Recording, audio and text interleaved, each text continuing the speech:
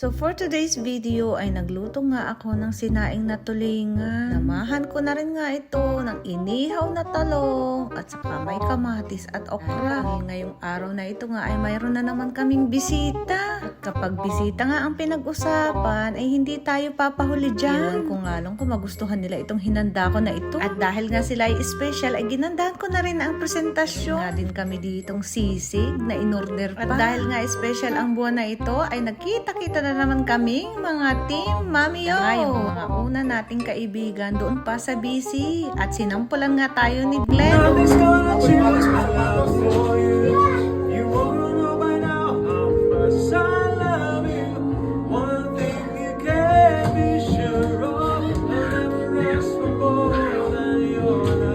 At syempre si Kiona at si Nanay ang kanyang number 1 fans. O diba Kiona? At sa punto na ito ay talagang gutom na po kami. Kaya naman kaming lahat ay nagkamay na.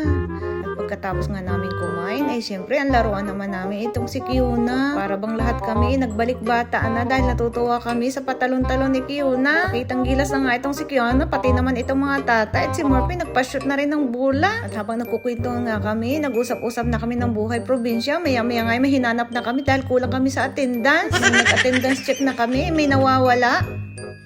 Sinipat namin at nakatulog na pala siya. Iniisip nga namin kung sino ang may pinakamaraming nakain. So parang alam na namin. Nothing's gonna change my love for you. You wanna know by now how much I love you. One thing you can be sure of, I'll never ask for more than your love. Proverbs 17:17, a friend love at all times and a brother is born for adversity. Have a nice day. Bye!